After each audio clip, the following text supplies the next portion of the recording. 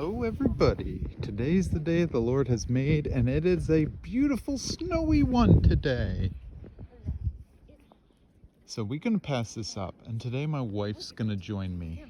So we got our two pooches. Hi. And I have my beautiful bride with me today, who's excited to do our winter Wonderland walk. Let's go. This is the most snow. Well, this is really the only snow our dogs have. Well, Titus has seen snow, but this is Faithful's first experience with snow. She's excited, and it's just gorgeous up here. If nothing else, I can just get all the nice, pretty snow and record it, because we probably won't see this in Maryland. That's for sure.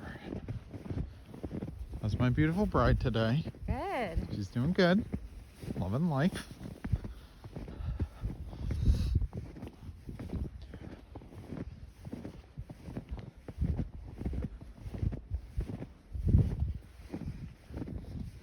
It's nice to hear the crunching of the snow under our feet.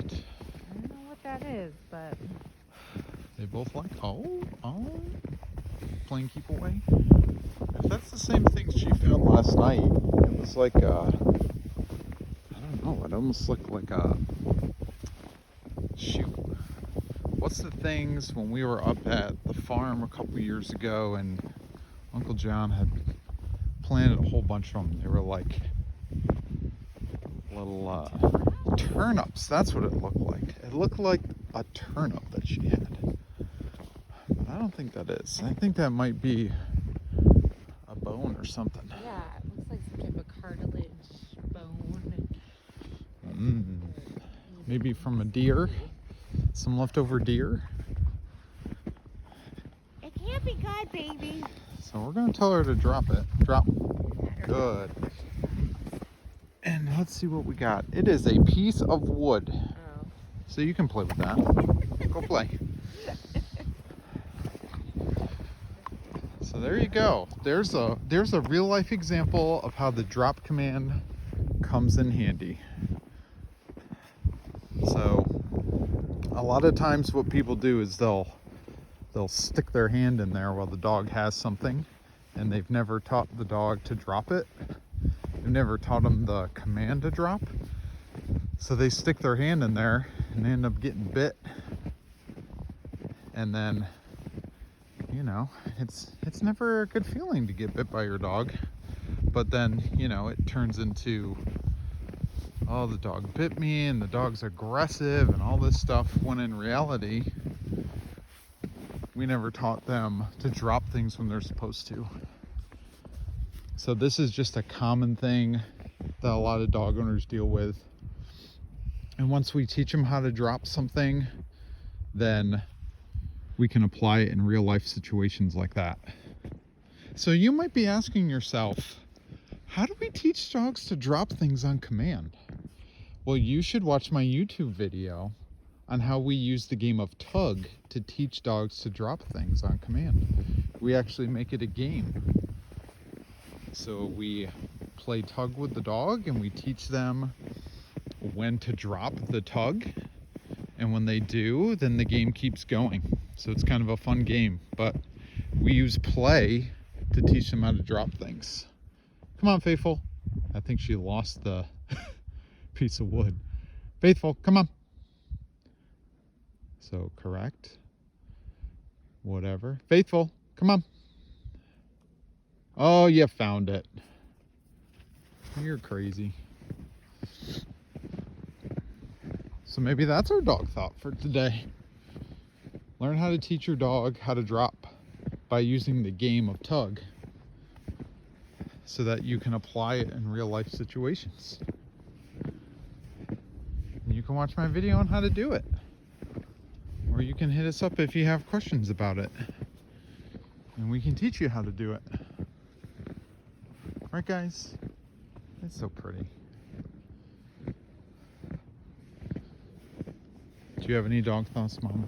No. My wife doesn't have dog thoughts. That's okay. Right now my thought is walk on this snow and try not to fall. It's a little slippery.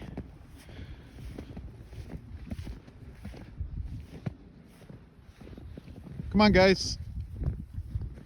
People, Titus, come on. Good job. Good job, everybody. That's a good job. Yeah. Yeah. I think my other dog thought today is going to be being patient with your dogs. Even you'll see when we're out walking with them today. You know, we want them to stay with us and they pretty much do that on their own.